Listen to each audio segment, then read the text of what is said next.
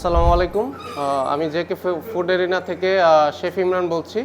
তো আজকে আমরা একটা রেসিপি নিয়ে এখানে আলোচনা করব বা রেসিপি দেখাবো, সেটা হচ্ছে লাল চালের খিচুড়ি। তো আমাদের সম্মানিত ডাক্তার জাহাঙ্গীর কবির স্যার আমাদের এই লাল চালের খিচুড়ি খেয়ে একটা রিভিউ দিয়েছেন। তো আমরা আজকে সেই প্রসেসটাই দেখব যে লাল চালের খিচুড়ি আপনারা বাসায় কীভাবে প্রসিডিওর করে বা কীভাবে প্রস্তুত করতে পারবেন। তো আমরা ইনশাল্লাহ আজকে এখানে যে উপাদানগুলো ব্যবহার করেছি, প্রত্যেকটা উপাদানের সমন্বয়ে লাল চালের খিচুড়ি আমরা কিভাবে প্রস্তুত করব, সেই টোটাল প্রস্তুত প্রণালীটাই আমরা আজকে এখানে দেখাবো আপনাদের। আজকে আমরা এখানে দুইজনের জন্য যে পরিমাণ খিচুড়ি রান্না করার জন্য যে উপাদানগুলো আছে, সেই টোটাল উপাদানগুলো দিয়ে আমরা দুইজনের জন্য আজকে লাল চালের খিচুড়ি প্রস্তুত করব। তো ইনশাল্লাহ আমরা আমাদের রেসিপি শুরু করছি। তো আজকে লাল খিচুড়িতে আমরা যে উপকরণগুলো ব্যবহার করব, সেই উপকরণগুলো আমি পর্যায়ক্রমে বলে দিচ্ছি। তো এখানে আছে আমাদের হচ্ছে লাল চাল, যেটা আমরা ঢেকি ছাটা ফুল ফাইবার লাল চাল। তো এটা অবশ্যই আমাদের 10 থেকে 12 ঘন্টা এই চালটাকে আমাদের ভিজিয়ে রাখতে হবে। তো আমাদের এই চালটা 10 থেকে 12 ঘন্টা ভিজানো। তারপর আমরা এখানে কিছু ডাল ব্যবহার করব। তার মধ্যে এটা হচ্ছে আমাদের মসুর ডাল, আর তারপর হচ্ছে আমাদের এখানে মুগ ডাল। তো এই মুগ ডালটা আমরা অবশ্যই কিছুক্ষণ ভেজে নিব। মুগ ডালটাকে আমরা কিছুক্ষণ ভেজে নিব। তারপর আসি, আমরা এখানে ব্যবহার করব হচ্ছে সরিষার তেল। আমরা এখানে ঘানি ভাঙানো যে সরিষার তেলটা আছে সেটা ব্যবহার করব। তারপর আমরা এখানে ব্যবহার করব হচ্ছে pink salt, Himalaya pink salt. তারপর আমরা এখানে ব্যবহার করব হচ্ছে হলুদের গুঁড়ো, মরিচের গুঁড়ো। তারপর হচ্ছে এখানে ধনিয়া গুঁড়ো আছে।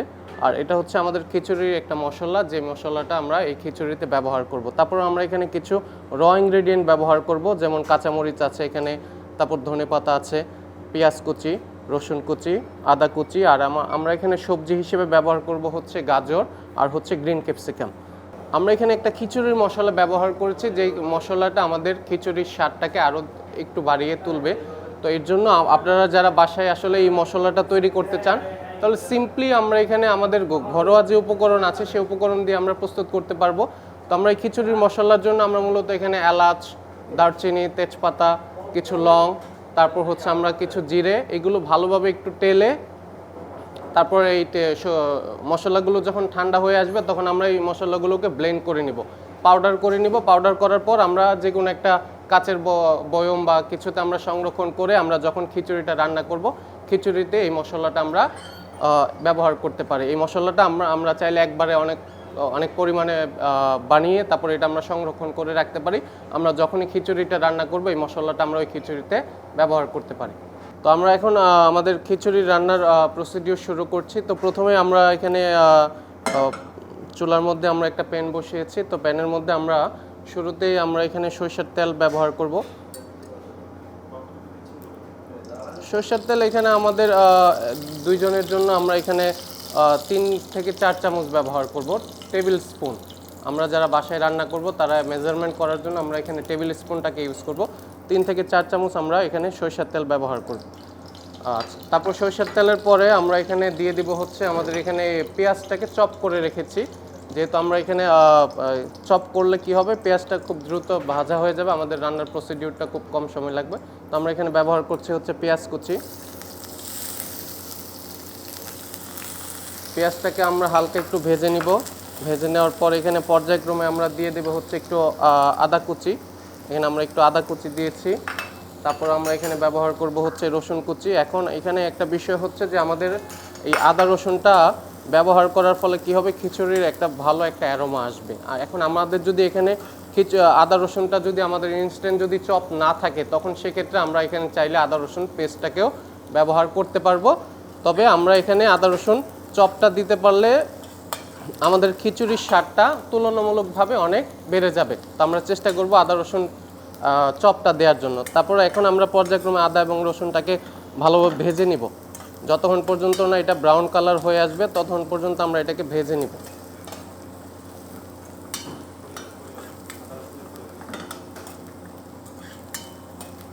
এখানে আমরা পেঁয়াজ দিব হচ্ছে 4 টেবিল স্পুন, আর আদা রসুন দিব হচ্ছে 2 টেবিল স্পুন করে, 2 চা চামচ বা 2 টেবিল চামচ করে আমরা এখানে ব্যবহার করব।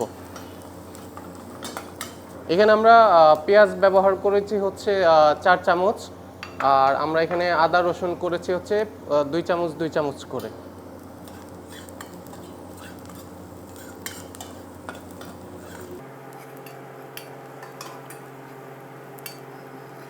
আমাদের পেঁয়াজ আদা রসুনটা যখন একটু ব্রাউন কালার হয়ে আসবে, একটু ভাজা ভাজা হয়ে আসবে, তখন আমরা এখানে আমরা চালটাকে দিয়ে দেব। আমরা এখানে চালটাকে, এই যে ফুল ফাইবার যে লাল চালটা আছে সেটা আমরা এখানে দিয়ে দেব।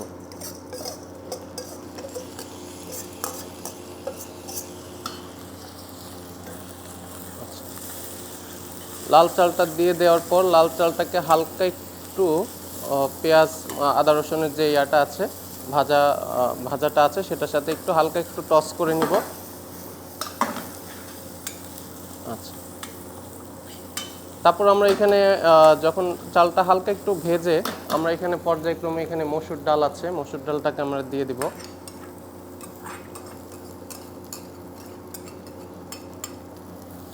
তারপর এখানে আমাদের মুগ ডাল আছে, মুগ ডালটাকে আমরা দিয়ে দিব।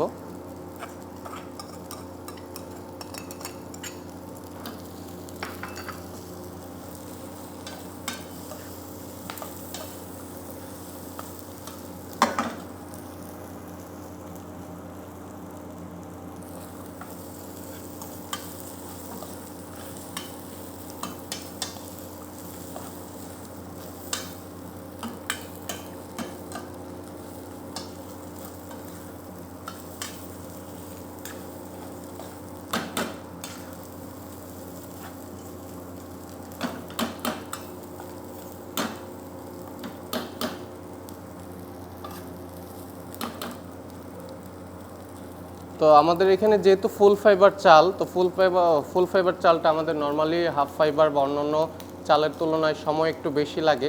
তো এই কারণে আমরা অবশ্যই চালটাকে 10 থেকে 12 ঘন্টা অবশ্যই ভিজিয়ে রাখতে হবে। এই বিষয়টা আমরা একটু খেয়াল করে রাখবো। অন্যথায় দেখা যায় আমাদের রান্না করার ক্ষেত্রে আমাদের রান্নার প্রসেসটা বা সময়টা একটু বেশি লাগতে পারে। তো আমরা এই বিষয়গুলো একটু অবশ্যই খেয়াল করে চালটাকে 10 থেকে 12 ঘন্টা ভিজিয়ে রাখবো। তো আমরা এখানে তারপর হচ্ছে আমরা এখানে কিছু মশলা ব্যবহার করব। তো মশলার মধ্যে আমরা এখানে একটু হলুদের গুঁড়া হালকা একটু দিয়ে দিব, হাফ টেবিল স্পুন। তারপর আমরা ধনিয়া গুঁড়ো দিয়ে দিব হাফ টেবিল স্পুন। আর এখানে আমরা মরিচের গুঁড়া দিব হচ্ছে হাফ টেবিল স্পুন। এটা ডিপেন্ড করে আপনাদের ঝালের উপরে। আপনারা যদি ঝাল একটু বেশি মনে করেন তাহলে একটু ঝাল নিয়ে নেবেন। তবে আমার সবথেকে ভালো একটা পরামর্শ হচ্ছে আপনারা এই গুঁড়ো মরিচের ঝালটা যতটুকু কম ব্যবহার করা যায়। এখানে আপনি চাইলে কাঁচামরিচটা আমরা ব্যবহার করতে পারি।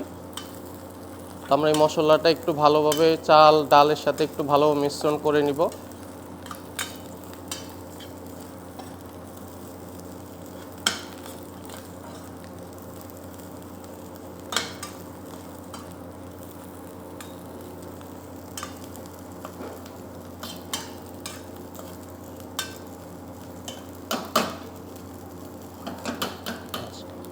আর এখানে অবশ্যই আমরা এখানে চেষ্টা করব গরম পানি দেওয়ার জন্য।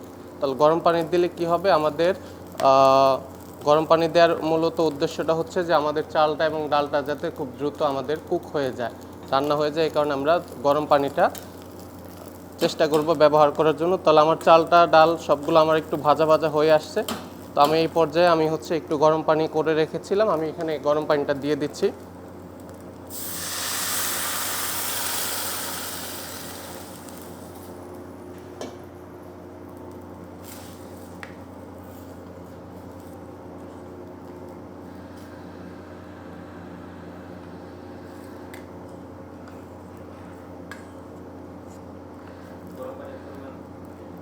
গরম পানির পরিমাণটা হচ্ছে আপনারা এখানে রাইসটা চাল এবং ডালগুলো যাতে ডুবে যায় এই পরিমাণ। এখানে যেহেতু আমাদের এই খিচুড়িটা ঝরঝরা হবে না, এটা একটু আঠালো থাকবে বা একটু লিকুইডই থাকবে। তো সেক্ষেত্রে আমাদের এখানে পানির রেশিওটা মানে মেজারমেন্ট করার এখানে বা চাল নরম হয়ে যাওয়ার কোনো পসিবিলিটি নেই। আমরা এমনভাবে এটা পানিটা দিব যাতে আমাদের চাল ডালগুলো যাতে একদম পানিতে ডুবে থাকে। তাহলে এই পর্যায়ে আমরা হচ্ছে যে চাল এবং ডালটা সাথে পানি মিশ্রণ করে দিয়েছি। এখন আমরা অপেক্ষা করব যতক্ষণ পর্যন্ত চালটা এবং মানে পানিটা যতক্ষণ পর্যন্ত ফুটে না আসে ততক্ষণ পর্যন্ত আমরা এটা চুলায় দিয়ে রাখবো। পানি ফোটার অপেক্ষায় আমরা থাকবো। আমরা এখন এটা ফুটে আসার অপেক্ষার জন্য আমরা এই এই খিচুড়িটাকে ঢেকে দিব। তো এটা ঢেকে দিয়েছি, এটা ফুটে আসা পর্যন্ত আমরা অপেক্ষা করছি। তো আমরা এই পর্যায়ে আমাদের ঢাকনাটা খুলে আমরা দেখছি যে আসলে কতটুকু হয়েছে। তো আমরা দেখতে পাচ্ছি যে আমাদের চাল ডাল 60% হয়ে গিয়েছে। তো আমরা এই পর্যায়ে হচ্ছে আমরা এখানে আরও কিছু ইনগ্রেডিয়েন্ট অ্যাড করব। তার মধ্যে হচ্ছে আমরা এখানে অ্যাড করব হচ্ছে হিমালয় পিঙ্ক সল্ট। তো পিঙ্ক সল্ট আমরা এটা হচ্ছে স্বাদ অনুযায়ী আমরা দিয়ে দিব। আমি এখানে হাফ স্পুন ব্যবহার করছি পিঙ্ক সল্ট।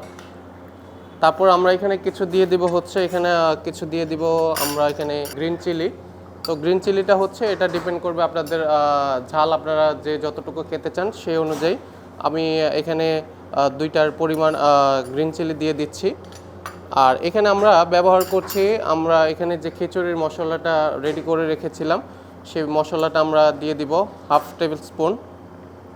তো এই পর্যায়ে আমরা হচ্ছে এই খিচুড়িটার যে উপাদানগুলো দিয়েছি এটা একটু ভালোভাবে নেড়ে চেড়ে আমরা খিচুড়িটাকে আবার কিছু সময়ের জন্য ঢেকে দিব। তো আমরা এই পর্যায়ে হচ্ছে খিচুড়িটাকে আবার কিছু সময়ের জন্য ঢেকে দিব।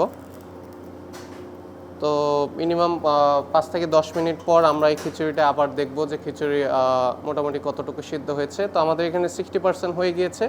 তো আমাদের যখন 70 থেকে 80% আমাদের খিচুড়িটা হয়ে যাবে তখন আমরা এখানে সবজিটা অ্যাড করে দেব। তো আমাদের অলমোস্ট 10 মিনিট হয়ে গিয়েছে। তো আমরা এখন খিচুড়ির কী অবস্থা সেটা আমরা একটু দেখব। তো আমরা এখানে দেখতে পাচ্ছি যে মোটামুটি পানিটা অনেকটুকু শুকিয়ে এসেছে। তো আমরা এই পর্যায়ে হচ্ছে আমরা যে কেটে রাখা সবজিগুলো রেখেছি সেই সবজিগুলো আমরা অ্যাড করে দিব।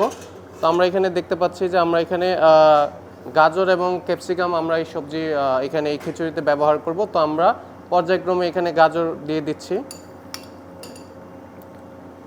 গাজর এবং ক্যাপসিকাম সবগুলো আমি দিয়ে দিচ্ছি।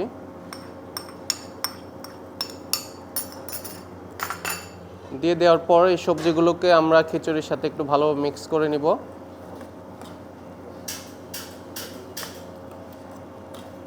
আমরা এখানে চাইলে আরও অনেক ধরনের সবজি ব্যবহার করতে পারি। এখানে ফুলকপি ব্যবহার করতে পারি, আমরা এখানে বরবটি ব্যবহার করতে পারি, সেটা আসলে ডিপেন্ড করে আপনাদের টেস্টের উপরে। তো আমরা এখানে মূলত গাজর এবং ক্যাপসিকামটাই ব্যবহার করেছি। আপনারা চাইলে এখানে আরও 3 কালারের ক্যাপসিকাম ব্যবহার করতে পারেন, তাহলে খিচুড়ির কালারটা আরও সুন্দর আসবে, কালারফুল আসবে। তো আমরা এই পর্যায়ে হচ্ছে কি সবজিগুলো সবগুলো ভালোভাবে মিক্সড করে আমরা আরেকটু ঢেকে দিব। মোটামুটি আমাদের 70 to 80% খিচুড়ি হয়ে গিয়েছে। তো আমরা আর যখন পানিটা মোটামুটি আরও টেনে আসবে তখন মোটামুটি আমাদের খিচুড়িটা রেডি হয়ে যাবে। তো আমরা এই পর্যায়ে আবার কিছু সময়ের জন্য ঢেকে দিব। ঢেকে দেওয়ার পর আমরা মিনিমাম 10 মিনিট পর আমরা ইনশাল্লাহ আবার দেখবো যে আমাদের খিচুড়িটার কী অবস্থা। তো আমরা এখন দেখছি আমাদের খিচুড়ির কী অবস্থা। আমরা দেখতে পাচ্ছি যে খিচুড়িটা আমাদের অলমোস্ট হয়ে গিয়েছে। তো আমরা এই পর্যায়ে আমাদের পানিটা মোটামুটি অনেকটুকু শুকিয়ে আসছে। তো আমাদের এখানে একটা জিনিস খেয়াল রাখতে হবে, এই খিচুড়িটা কিন্তু আমাদের ঝরঝরা হবে না। আমরা যেরকম অন্য খিচুড়ি ঝরঝরা দেখি, তো এখানে এই খিচুড়িটা একটু মাখা মাখা হবে। তো এই ক্ষেত্রে আমাদের মোটামুটি 90% হয়ে গিয়েছে। তো আমরা এই পর্যায়ে এটাকে এই খিচুড়িতে আমরা আরেকটু একটা জিনিস অ্যাড করব, সেটা হচ্ছে এখানে ধনেপাতা। তো আমরা এখানে কিছু ধনেপাতা উপরে ছিটিয়ে দিব। দেওয়ার পরে আমরা এখানে সামান্য পরিমাণ আমরা এখানে ব্যবহার করব হচ্ছে আমাদের ঘি বাড়ির যে দেশি ঘিটা আছে সেই ঘিটা আমরা এখানে একটু অ্যাড করব। এই ঘিটা আমরা দিয়ে এই খিচুড়িটাকে আমরা মোটামুটি কিছু সময় আমরা এখানে ঢেকে রাখবো। এই পর্যায়ে চুলার আঁচটা মোটামুটি আমরা এখানে 1 চামচ ঘি ব্যবহার করেছি। তো এই পর্যায়ে আমরা এখন চুলার আঁচটাকে লো করে দিয়ে আমরা চুলার আঁচটাকে একদম লো করে দিব। লো করে দিয়ে আমরা এটাকে কিছুক্ষণ ঢেকে রাখবো।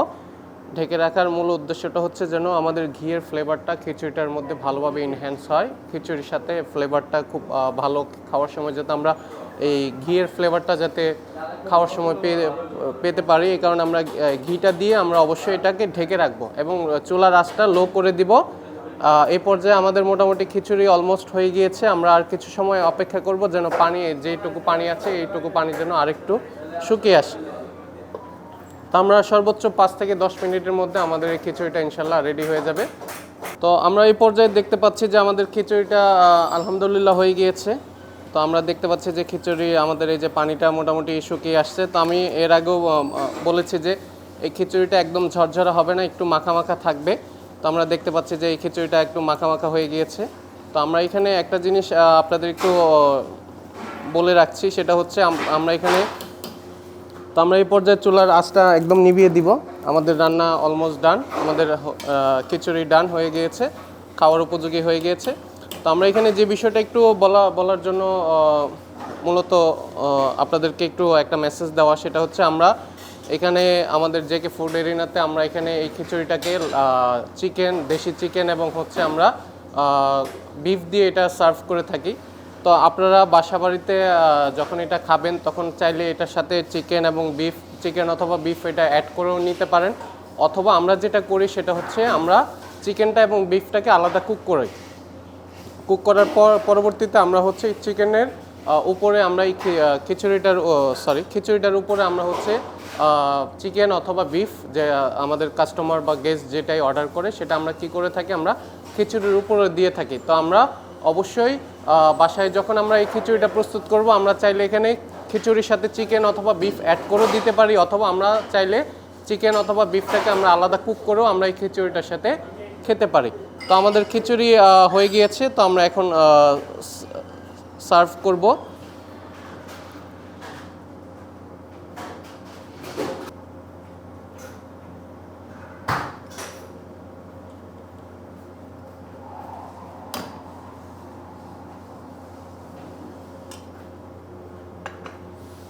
তো আমরা এই খিচুড়িটাকে একটু খাওয়ার সময় আমরা এই খিচুড়িটাকে আরেকটু সুস্বাদু করার জন্য আমরা এখানে কিছু উপরে আমরা কিন্তু একটু ধনেপাতা ছিটিয়ে দিব।